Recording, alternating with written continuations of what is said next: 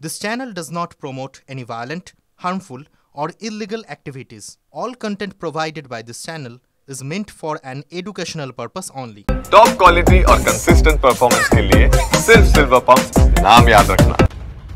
এবার কি বেসরকারীকরণের পথে ইস্ট ওয়েস্ট মেট্রো? তার কারণ সূত্র মারফত যেটা জানা যাচ্ছে যে আগামী 31শে জুলাই বেসরকারি সংস্থার হাতে তুলে দেওয়ার একটা পরিকল্পনার দরপত্র করা হবে। যদিও কলকাতা মেট্রোর তরফে কেউ সরাসরিভাবে বা সরকারিভাবে এখনও মুখ খোলেননি।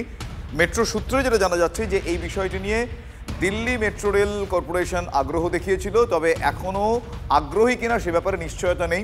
আমার সহকর্মী সায়ন্ত ভট্টাচার্য এই মুহূর্তে আমার সঙ্গে রয়েছেন। সায়ন্ত, এখনও পর্যন্ত বিষয়টায় একটু ঘোলাটে রয়েছে, কিছু ধোঁয়াশা রয়েছে। সূত্র মারফত এখনো পর্যন্ত এই বিষয়টা কোন কোন তথ্য সামনে আসছে এখনো পর্যন্ত? সায়ন্ত, দেখো, ইস্ট ওয়েস্ট মেট্রো যে পরিষেবা সেটা কবে সম্পূর্ণভাবে চালু করা যাবে সেটা এখনো পর্যন্ত কলকাতা মেট্রোর তরফেও দিশাহীন। কিন্তু সেই ইস্ট ওয়েস্ট মেট্রোর রক্ষণাবেক্ষণ, পরিচালনা, এমনকি অন্যান্য কার্যক্রম চালানোর জন্য যে ধরনের লোকবল বা পরিকাঠামো দরকার তা কিন্তু নেই বলেই মনে করছেন মেট্রো রেলের নিচুতলার আধিকারিকরা।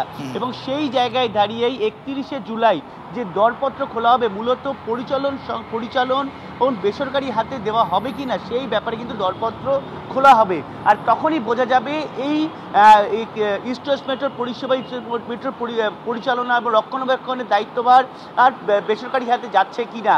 কারণ ইস্ট ওয়েস্ট মেট্রো বেসরকারিকরণ করা হবে এটা কিন্তু যখন পরিষেবা কাজ শুরু হয়েছিল তখনই ভেসে উঠেছিল বিষয়টি। এবং তারপর দেখা যাচ্ছে একের পর এক লোকবলের অভাবে, একাধিক কার্যের অভাব, এমনকি পরিকাঠামোর দিক থেকে কিন্তু কোথাও শ্লথ গতি, এই সব মিলে কিন্তু কোথাও সমস্যার সম্মুখীন হতে হয়েছে কেএমআরসিএলকে। এই জায়গায় দাঁড়িয়ে সম্পূর্ণ মেট্রো পরিষেবা চালু হয়ে যাবার পর এই ইস্ট অর্থাৎ শিয়ালদহ থেকে সেক্টর 5 অথবা বলে হাওড়া ময়দান থেকে সেক্টর 5 সম্পূর্ণ যে মেট্রো পরিষেবা সেটা রক্ষণাবেক্ষণ, পরিকাঠামো, নজরদারি প্রত্যেকটা বিষয় বেসরকারি সংস্থার হাতে দেওয়া হতে পারে বলেই ইতিমধ্যে মেট্রো সূত্রে খবর। তবে সেটা কিন্তু মূলত মেট্রো যারা ইউনিয়ন বা মেট্রো সংগঠনের যারা কর্মী তারা মূলত এই বিষয়ে বিরোধিতা করেছেন। তারা বলছে কোনোভাবেই কলকাতা মেট্রোর কোনো পরিষেবাকে বেসরকারি হাতে দেওয়া যাবে না। তারাই দাবি করছে যে 31 জুলাই দরপত্র খোলা হবে এবং সেখানেই মূলত বোঝা যাবে যে এই পরিষেবা বেসরকারি হাতে যাচ্ছে কি না। তবে ইতিমধ্যেই কলকাতা মেট্রো কর্তৃপক্ষের তরফে সরকারিভাবে কেউ মুখ না করলেও তারা জানিয়েছে যে কোনোভাবেই এর সঙ্গে বেসরকারি হাতে যাওয়ার কোনো সম্পর্ক নেই, এটা নর্মালি হয়ে থাকে। এর সঙ্গে সরকারিভাবেই সমস্ত কাজকর্ম পরিচালনা হবে। ধন্যবাদ শান্ত। কিন্তু কবে বাড়ি ফিরতে পারবেন, বাড়ি পাবেন বলা ভালো, বউবাজার মেট্রো বিপর্যয়ের ক্ষতিগ্রস্তরা এই প্রশ্নটা কি করে এড়াই বলুন? কবে অন্য ঠিকানা ছেড়ে নিজের বাসায় তারা ফিরে আসবেন, এ বড় চিন্তার বিষয় তাদের কাছে।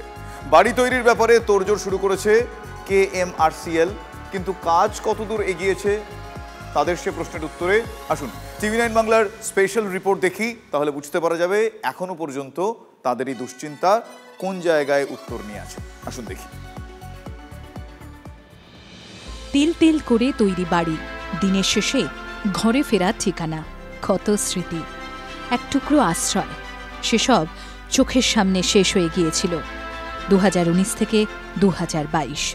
বউবাজারে বারবার মেট্রোর কাজে বিপর্যয়, তার জেরে কিছু বাড়ি আংশিক ক্ষতিগ্রস্ত, অনেক বাড়ি পুরোপুরি নষ্ট হয়ে গিয়েছে। সেই সব বাড়ি 2027 সালের মধ্যে নতুন করে ফেরানোর টার্গেট নিয়েছে মেট্রো কর্তৃপক্ষ। বউবাজারে মেট্রোর কাজে 21টি বাড়ি পুরোপুরি ভেঙে পড়ে, 3টি বাড়ি মেট্রোর কাজের জন্য ভেঙে ফেলা হয়, 24টি বাড়ি তৈরির কাজ করছে মেট্রো কর্তৃপক্ষ। পুরো নকশাতেই 24টি বাড়ি তৈরি করা হচ্ছে, খরচ হবে 27 কোটি টাকা। আংশিক ক্ষতিগ্রস্ত 15টি বাড়ি সংস্কারও শুরু হয়েছে, এতে খরচ 6 কোটি টাকা। মোট 74টি পরিবার তাদের ঠিকানা ফিরে পাবেন। বাড়ি মেরামতের কাছে হাত দিয়েছে? না, এখনো হাত দেয়নি, এখন সামনের বাড়ি হচ্ছে। আচ্ছা, তারপরে আমাদের কবে হবে আমরা জানি না। যেখানে এগুলো প্রথম দিকে করা শাড়ি ছিল সেসব জায়গাগুলো এখনও মানে কী হবে নতুন করে ফেটেছে, সেগুলো ওনাদেরকে আমি বলেছি, ওনারা দেখে গেছিলেন, ওরা বলছে পরে এটাকে মানে রিপেয়ার করবে। কলকাতা পুরসভার বিল্ডিং বিভাগের দাবি, দীর্ঘদিন আগে পুরসভার তরফে যাবতীয় ছাড়পত্র দিয়ে দেওয়া হয়েছে, কিন্তু তারপরও এত দেরি কেন হচ্ছে তা নিয়েই উঠছে প্রশ্ন। বউবাজারে যে বাড়িগুলো তৈরি হওয়ার কথা ছিল, পুরসভা যেগুলো হেল্প করার কথা ছিল, সেইটা কোনো ভাবনা চিন্তা ওরা করেছে? তো রিবিল্ডিং এর প্রপোজাল দিয়েছে, আমরা গো অ্যাহেড করতে বলে। তারা জায়গা খালি পাচ্ছে না, তাদের ওপরও চাপ আছে, কিন্তু তাদের বক্তব্য হচ্ছে আমাকে তো জায়গা ছাড়তে হবে, কিন্তু আইটিডি জায়গা ছাড়ছে না, কারণ এখনও আইটিডিতেই কাজ চালিয়ে যাচ্ছে। বিশেষজ্ঞদের দাবি আরও সতর্ক হয়ে নতুন বাড়ির নির্মাণ কাজ করতে হবে। কিছুদিন অপেক্ষা করে করাটাই ভালো, কারণ মেট্রো চলাচল ট্রায়াল রানগুলো শুরু হয়েছে। ফাংশনাল মেট্রো হয়ে গেলে সেখানে গ্রাউন্ড মুভমেন্টের প্যাটার্ন কেমন হয় সেটা দেখে নিয়ে বাড়িটা করলে আরও বেশি সুরক্ষিত থাকতে পারে। ইঞ্জিনিয়ারিং সংস্থা সূত্রে খবর, ভূগর্ভে মেট্রো লাইনের ট্র্যাক বসে গেলেও মাটির উপরে অনেক কাজ বাকি রয়েছে। এগুলো শেষ না করা পর্যন্ত জায়গা খালি করা সম্ভব নয়, তাই সেখানে বাড়ি তৈরি করতে গেলে সময় লাগবে। আমি নিশ্চয়ই রেল কর্তৃপক্ষকে বলবো, আগে অ্যাসিওর করুন যাদের জন্য করা তাদের জীবন যেন কখনোই বিধ্বস্ত না হয়। এই দুর্ঘটনার জন্য নিশ্চয়ই রেলের কিছু না কিছু ব্যর্থতা থাকবে, যদি কিছু মেন কারণ যদি হয় সেটা হচ্ছে মমতাদির গাজোয়ারি। রাজ্য সরকার, মেট্রো রেল যৌথভাবে এ ব্যাপারে উদ্যোগ নেওয়াটা উচিত, কারণ সিঁদুরে মেঘ তো মানুষ ভয় পায়। মাটির তলায় মেট্রো কাজ করতে গিয়ে বারবার বিপর্যয় নেমে এসেছে, তাই 4 বা 5 তলা বাড়ি তৈরির ক্ষেত্রে অনেক ধীরে কাজ করতে হবে বলে মনে করছেন বিশেষজ্ঞরা। এখনও মেট্রো চালু হয়নি, তবে এই কাজের জন্য যে বিপর্যয় নেমে এসছে গোটা বউবাজারের বিভিন্ন অংশ জুড়ে, তা নিয়ে দুশ্চিন্তায় রয়েছে সাধারণ মানুষ। তাই তারা চাইছেন দ্রুত বাড়ি ফিরতে, নিজেদের নতুন বাড়িতে ফিরতে। এমনকি কেএমআরসিএলের কাছেও তারা একাধিক আবেদনও জানিয়েছেন। ক্যামেরায় রজতের সঙ্গে সায়ন্ত ভট্টাচার্য, TV9 বাংলা, বউবাজার। আরও একটা গুরুত্বপূর্ণ আপডেট আপনাদের দিই। এবার থেকে শিয়ালদা স্টেশনে ফেসিয়াল রেকগনিশন ক্যামেরা। পূর্ব ভারতের মধ্যে প্রথম এই শিয়ালদা স্টেশনে এই ফেসিয়াল রেকগনিশন ক্যামেরা বসছে। যাত্রীদের মুখের ছবি তুলে ডেটাবেসে থাকা অপরাধীদের তথ্যের সঙ্গে মিলিয়ে দেখবে এই বায়োমেট্রিক সিস্টেম।